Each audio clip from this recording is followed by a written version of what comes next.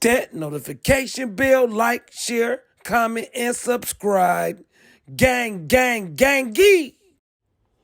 So, apparently and allegedly, Jada Pinkett Smith wishes Will Smith didn't put hands on Chris Rock.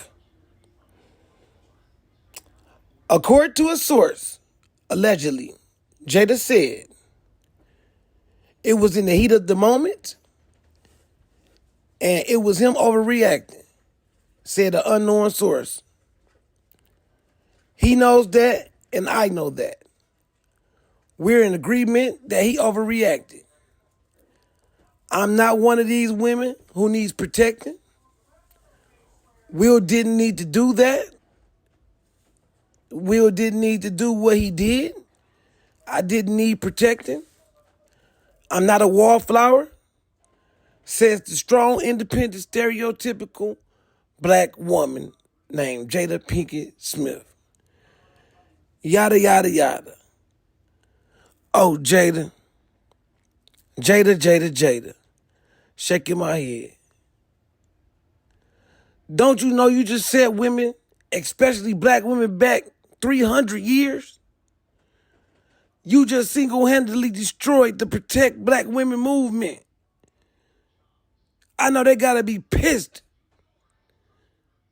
At first, I was even questioning myself, especially since it was Will Smith and not a gangsta-ass nigga with 8 bodies who did the shit. But your comments confirm what mostly every black man knows already. And that is to never defend women like you because you are never satisfied. Tiffany Haddish was ready to swallow all of Will's kids and instantly reached her climax that Common couldn't make after she saw Will take up and defend his wife's honor. And you say this to destroy that man? Make him look like a simp? Humiliated this man in front of the whole world? Jada, why didn't you just shut the fuck up and not say anything, allegedly?